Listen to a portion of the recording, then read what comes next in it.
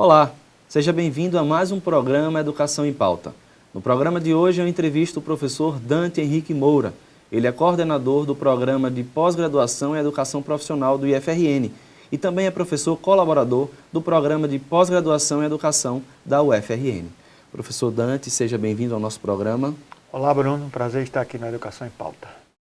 Professor Dante, como primeira pergunta do nosso programa e uma pergunta norteadora, inclusive para quem está em casa possa acompanhar as próximas entrevistas do programa Educação em Pauta, eu queria discutir com você a compreensão de educação e formação humana, né? A partir da sua perspectiva, como é que a gente pode compreender esse inserido que está dentro do saber escolar, o saber formal, mas também que compreende talvez um saber tradicional, um aprendizado fora da escola, e aí a gente consegue entender um pouco mais sobre a humanidade do ser humano. Ok. Bem, Bruno, essa é uma questão importante a ser tratada, porque a questão da formação humana, ela está atrelada a uma concepção de sociedade, né? A sociedade que existe e a sociedade que a gente quer. E está relacionada com um direito básico de todo cidadão.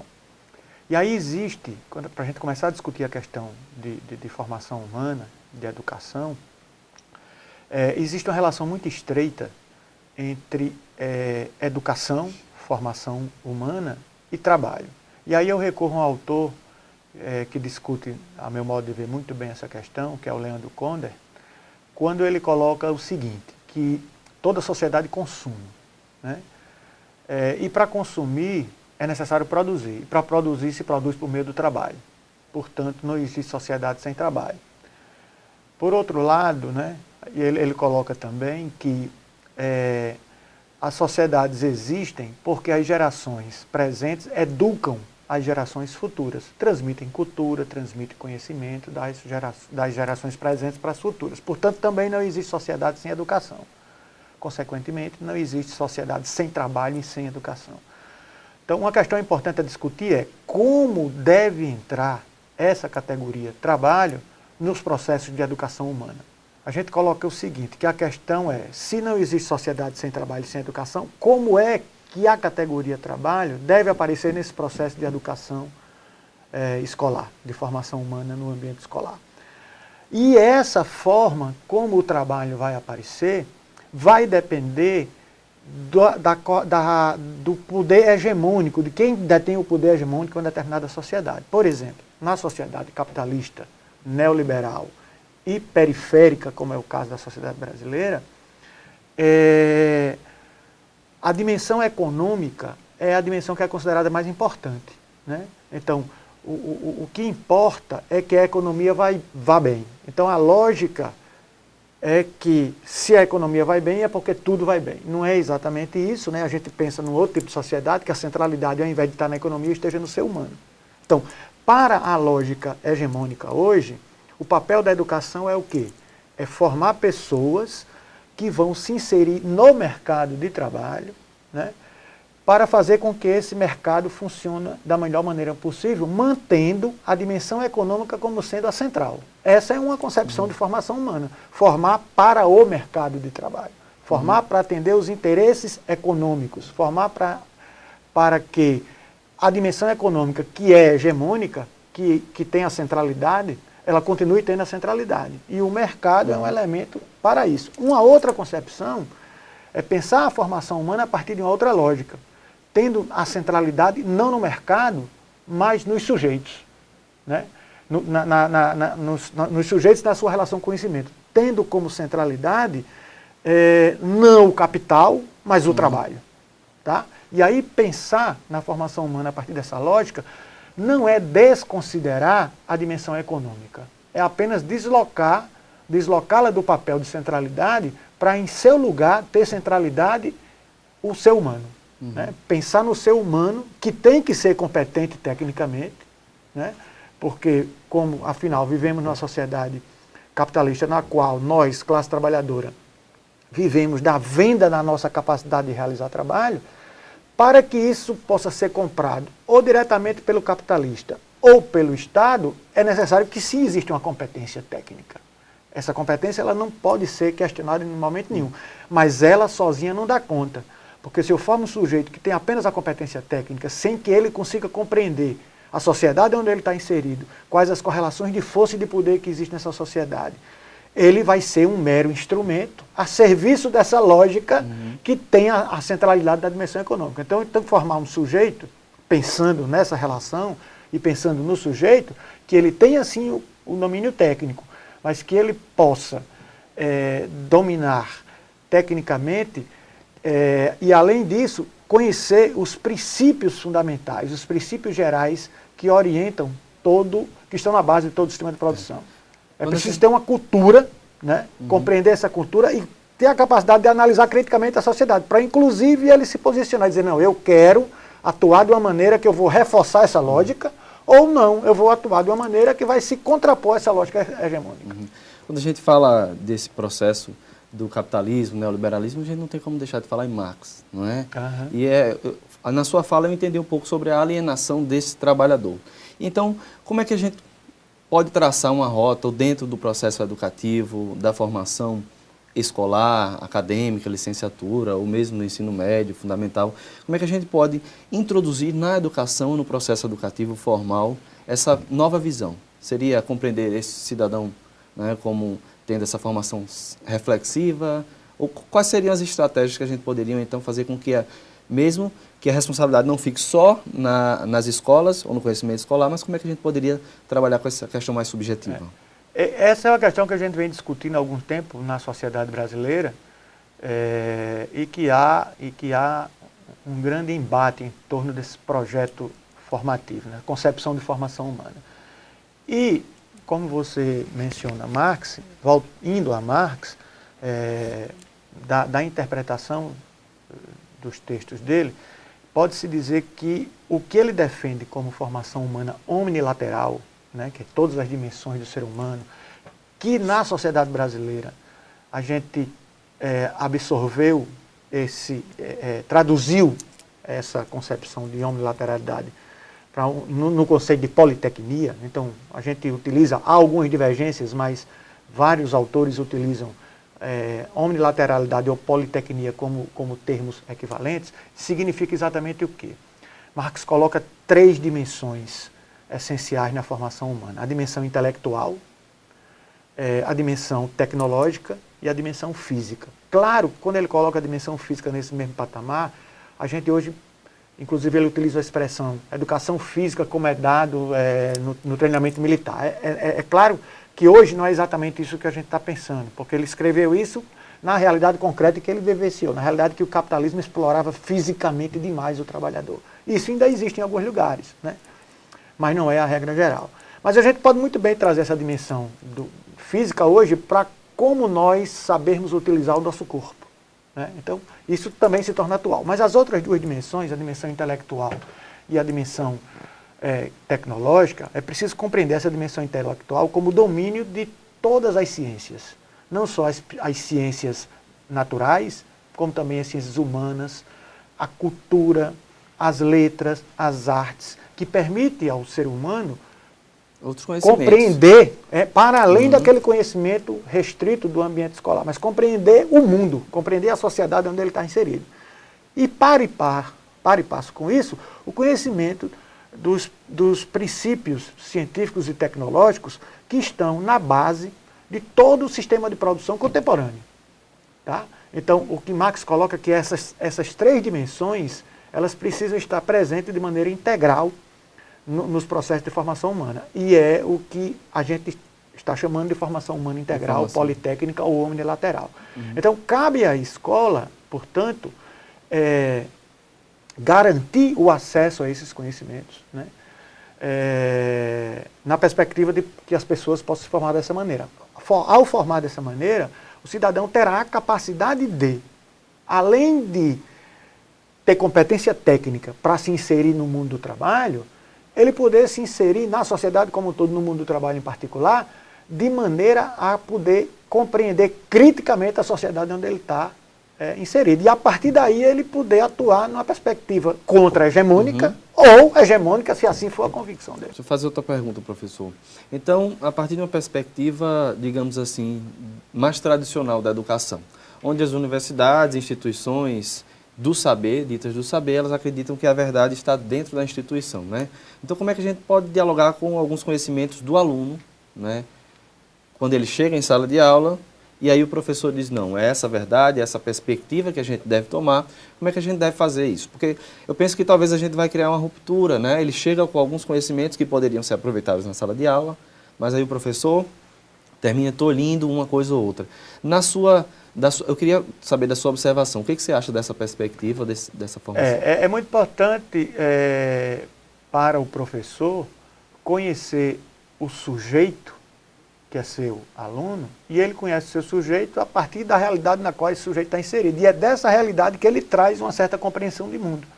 Então é fundamental partir desse conhecimento, desse saber popular, o saber tácito, o saber cotidiano que o aluno traz. E é muito importante o professor compreender isso. Agora, isso não significa obrigatoriamente partir dele esse conhecimento, seu ponto de partida e o ponto de chegada. Você pode partir desse conhecimento, né, e trazer esse conhecimento para uma reflexão à luz do conhecimento científico, que é o aceito num determinado momento. Esse conflito, né, ele pode produzir, inclusive, alteração naquele conhecimento científico que é aceito como a verdade atual. Ou não. Tá? Um exemplo que eu gosto de dar é o seguinte. Nós temos aqui, na região Nordeste, de uma maneira geral, desde a cultura escravocrata, no Brasil como um todo, na região Nordeste em particular, da cultura escravocrata, né, que vem da cultura escravocrata, uma cultura que chegou a dizer que comer manga e tomar leite faz mal. E aí se eu pego um aluno meu que chega na escola com isso, eu não vou negar, dizer, não, isso não é verdade, isso é mentira, não. O que é que a gente pode fazer? Trazer isso para uma reflexão histórico-crítica de por que foi construída essa ideia de que manga com leite faz mal. E aí vai se chegar onde? Vai chegar ao fato de que a ideia de que manga com leite faz mal vem do período da escravatura, que era uma forma do senhor, né, fazer com que o escravo não consumisse o leite. Ele podia consumir a manga que tinha excesso e estava caindo lá do pé e ia para o lixo. Mas chupar a manga e pegar o leite não, porque o leite ele ia vender. Percebe? Então, mas por outro caminho, você também pode ter um determinado conhecimento, que é um conhecimento popular do cotidiano, que possa, inclusive, questionar um conhecimento científico vigente. Então, é importante saber fazer esse trânsito. O ponto de partida como conhecimento que o sujeito traz da sua realidade é uma questão fundamental. E até entender o que é o senso comum e o que exatamente. Deste conhecimento pode representar algo mais sólido. Né? Exatamente. Professor, mas eu vou pedir com licença, agora a gente vai fazer um breve intervalo e já a gente volta com a entrevista com o professor Dante Henrique Moura.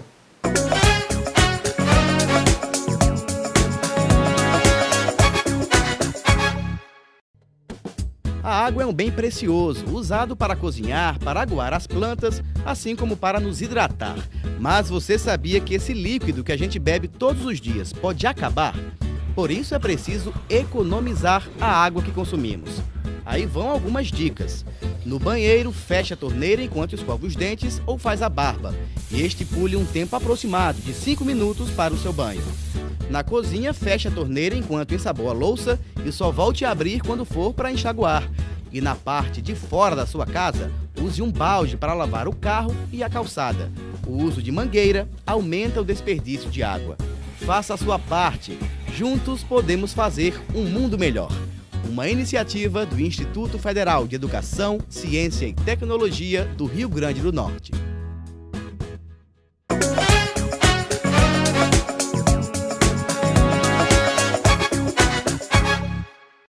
Voltamos com o programa Educação em Pauta e entrevista com o professor Dante Henrique Moura.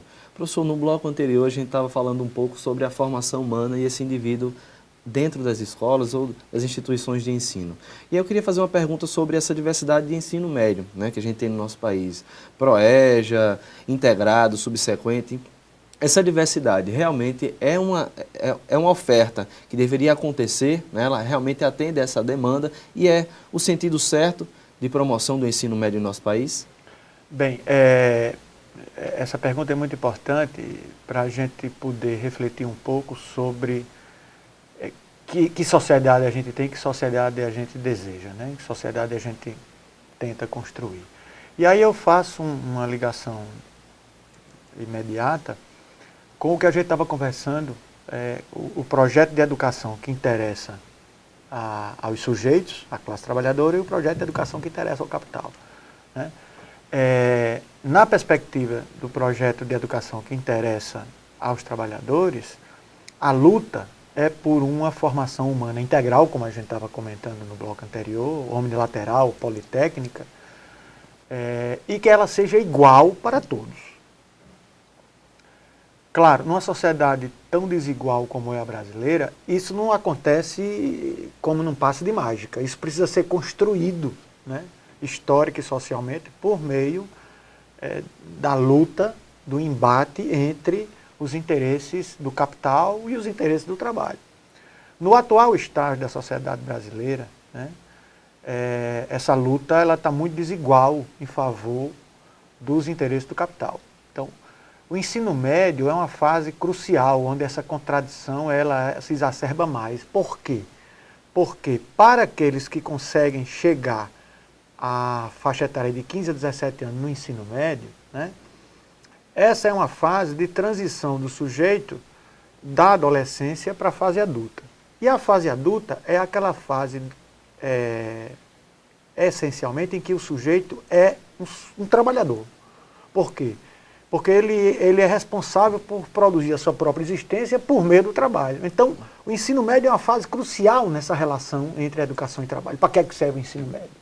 Serve para preparar as pessoas para ir para o ensino superior? Serve para preparar as pessoas para ir para o mercado de trabalho? Serve para quê? Né? E se a gente pega aquele conceito que a gente estava discutindo de formação humana integral, o ensino médio nem é destinado a preparar as pessoas para ir para o ensino superior apenas, nem é destinado apenas para formar pessoas para o mercado de trabalho. Se você pensa no ensino médio na perspectiva da formação humana integral, ele inclui essas duas dimensões, mas não se resume a elas. Tem a questão da participação política, da participação cultural, da participação social de uma maneira geral, também a econômica, que é a questão ligada ao mundo do trabalho, e também a continuidade de estudos. Mas não se vincula a nenhuma delas duas especificamente. Nem a uma, nem a outra, nem as duas apenas. Esse é o quadro, se a gente tem como referência a formação humana integral e igualitária para todos. O que é que a gente tem no Brasil hoje? É completamente diferente disso. Nós temos aí, facilmente a gente categorizaria, ou categorizaremos, 5 tipos de ensino médio no Brasil, pelo menos. E esses 5, cada um deles se subdivide, né? Uhum. E esses 5 tipos, eles são vinculados aos sujeitos que frequentam esse tipo de ensino médio a uma determinada posição que ocupa na hierarquia da sociedade, na hierarquia social. Tá? Então você tem 10% da população que faz o ensino médio em escola privada. Né? Uhum. É 10% da população, 90% está na escola pública. Então, para esses 10%, o sentido principal que a escola privada dá para o ensino médio é preparar as pessoas para ir para o ensino superior.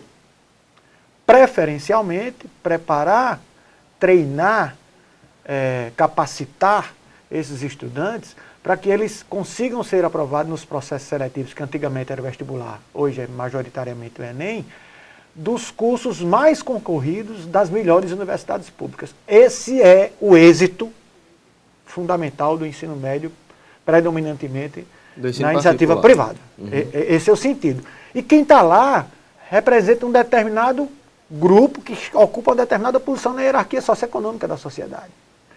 E aí eu disse que ia falar mais ou menos dos 5 tipos de ensino médio, mas cada um desses tipos de ensino médio ele se subdivide. Porque eu não posso falar do ensino médio da escola privada, porque a escola privada não é única. Ela também é hierarquizada. Você tem as escolas privadas de primeira linha, que correspondem aos bolsos de primeira linha. E você vai baixando isso aí. Então você tem o ensino médio da escola privada. Aí você vai para a esfera pública, você tem o ensino médio propedêutico, esse que a absoluta maioria da população, das classes populares fazem na escola pública, esse ensino médio de 3 anos, que nem prepara para uma possibilidade de uma inserção em atividades complexas do mundo do trabalho, e infelizmente, pelas condições materiais concretas que existem ou que faltam, né, não consegue também ter essa visão academicista do ensino médio privado, que prepara para o ensino superior. Mas aí na própria esfera pública você ainda tem o ensino médio na modalidade de educação de jovens e adultos. você tem o ensino médio noturno.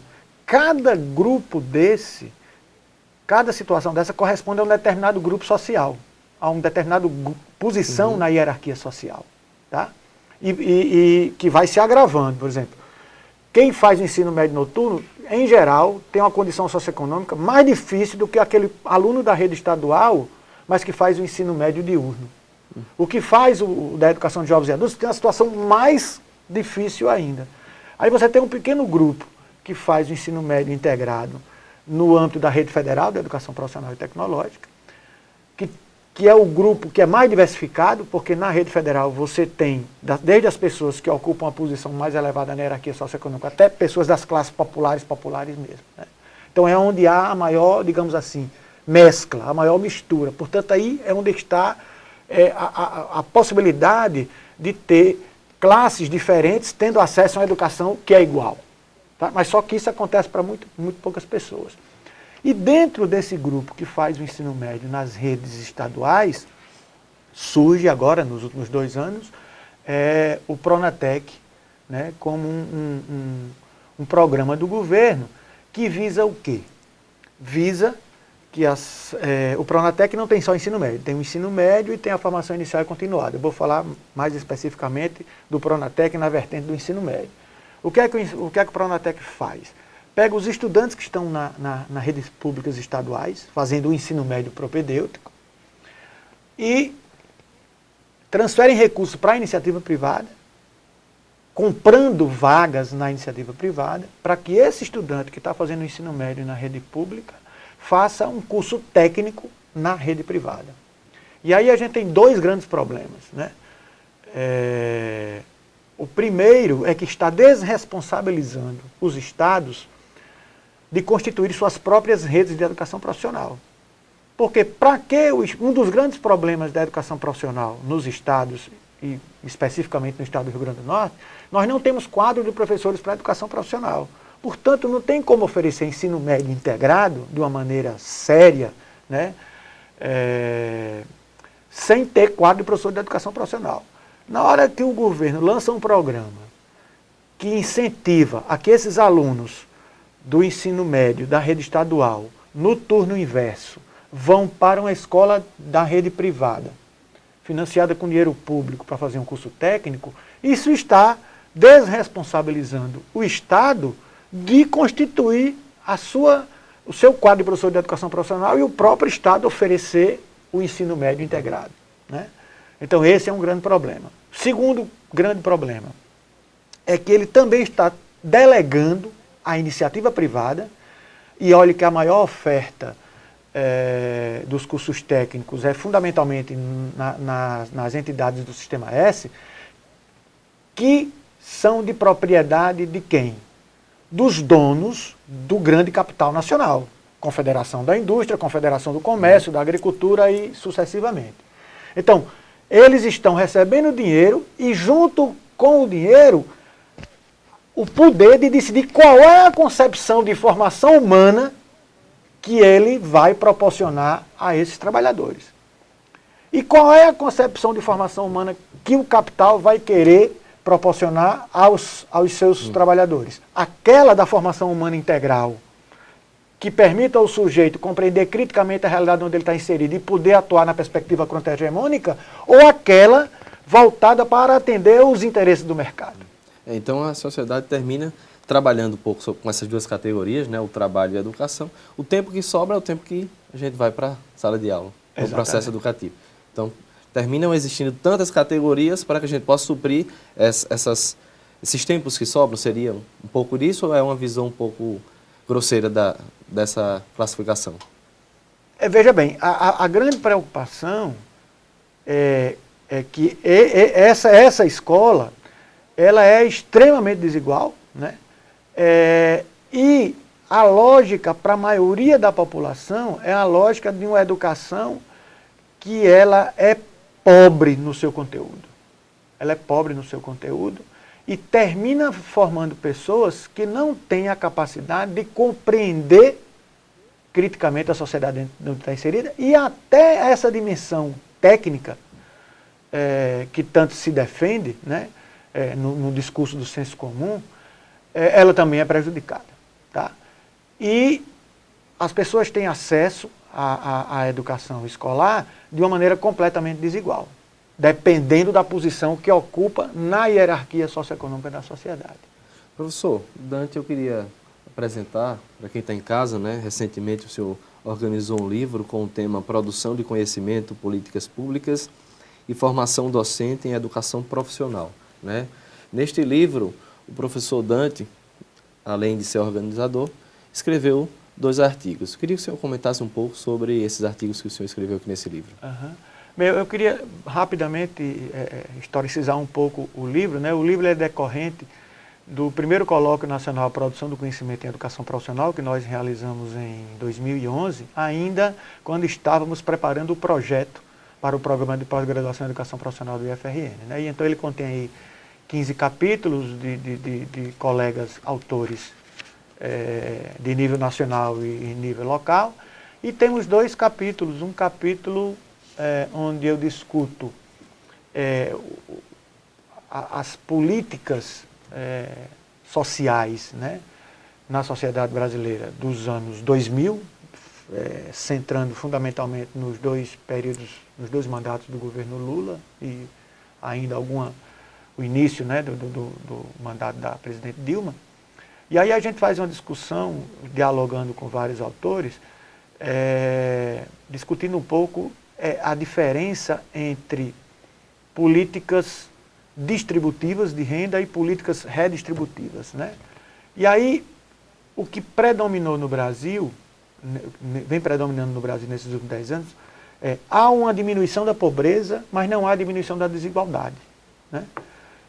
Por que isso acontece? Isso acontece porque as políticas são eminentemente distributivas e não redistributivas. A política distributiva, no momento em que o país está passando por um crescimento econômico, se consegue, sem entrar no conflito de interesse entre as classes, distribuir um pouco mais para quem nada tem.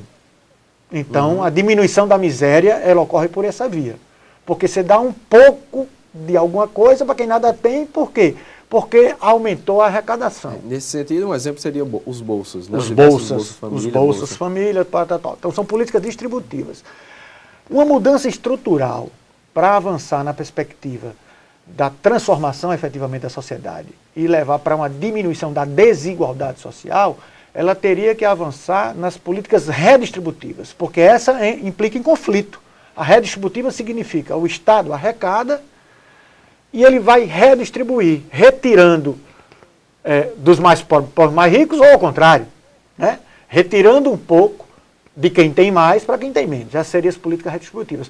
Nós não avançamos aí. Por quê? Porque, apesar do avanço, temos que reconhecer como um avanço a diminuição da pobreza, né, ela ocorre sob a continuidade da lógica do pensamento neoliberal, que é a pauta da sociedade de mercado, e os interesses do mercado e do grande capital são os que estão, evidentemente, em pauta. A gente, inclusive, apresenta aí alguns dados que demonstram claramente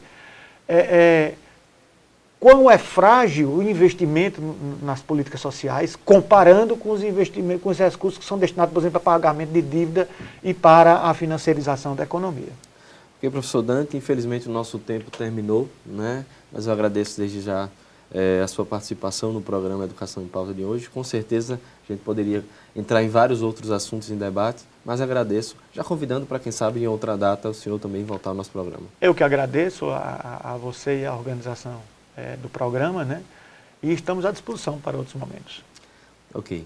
E você que está em casa, no próximo programa Educação em Pauta, vai conferir uma apresentação da jornalista Marília Estevam. Mas não esqueçam de nos acompanhar pelo nosso Twitter, @Educação em Pauta, lembrando sem o acento e o C cedilha. Até o próximo programa.